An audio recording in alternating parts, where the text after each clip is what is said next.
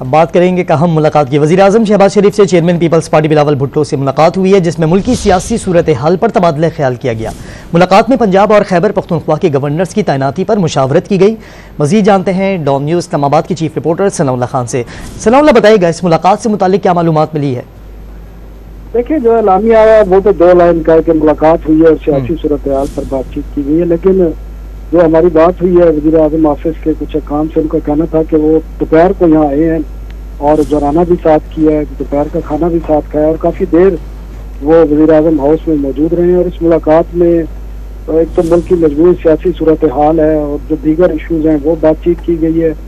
اور ساتھ میں صرف 2 صوبوں کا نہیں بلکہ 4 صوبوں کے، کیونکہ گورنر نئے تعینات ہونے ہیں تو ان پر شہباز شریف نے جہاں پہ انہوں نے کرنے ہیں انہوں نے اعتماد میں لیا۔ پیپلز پارٹی نے، کیونکہ پیپلز پارٹی کے ساتھ جو ایگریمنٹ ہے کے پی اور پنجاب میں پیپلز پارٹی کے گورنر ہونے ہیں،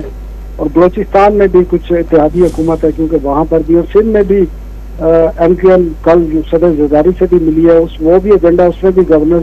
سندھ کی تعیناتی کا تھا، اور ہمیں ذرائع نے بتایا ایم کیو ایم چاہتی ہے کہ کامران ٹوسیری کو ہٹا کر کسی اور کو لگایا جائے، جن کا انہوں نے نام بھی کچھ دیے ہیں،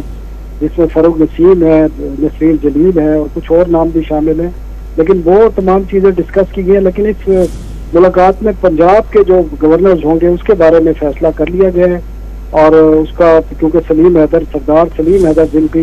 جن کے نام کو بلاول بھٹو نے پیش کیا ہے گورنر پنجاب کے لیے، ان کا تعلق پنڈی کے قریب ہی یہاں پر فتح جان گڑھ ضلع ڈسٹرکٹ اٹک سے ہے، اور وہ کارکن ٹائپ ہیں اور وزیر مملکت بھی رہ چکے ہیں اس سے قبل۔ پیپلز پارٹی نے کے پی میں بھی لگانا ہے، اور کے پی میں صورتحال یہ ہے کہ اس طرف مختلف سیکٹر ہیں، بعض یہ بھی کہہ رہے ہیں کہ پرویز خٹک کی بھی ڈیمانڈ ہے کہ انہیں بھی کوئی عہدہ دیا جائے، تو یہ مختلف ایشوز ہیں۔ فیصل کریم کنڈی ہیں، امجد آفریدی ہیں اور کچھ اور لوگ ہیں جو پیپلز پارٹی کے امیدوار ہیں، تو وہ بھی امکان یہی ہے کہ 1 سے 2 روز میں اس کا بھی اعلان کر دیا جائے۔ ٹھیک ہے ثناء اللہ خان، بہت شکریہ آپ کا۔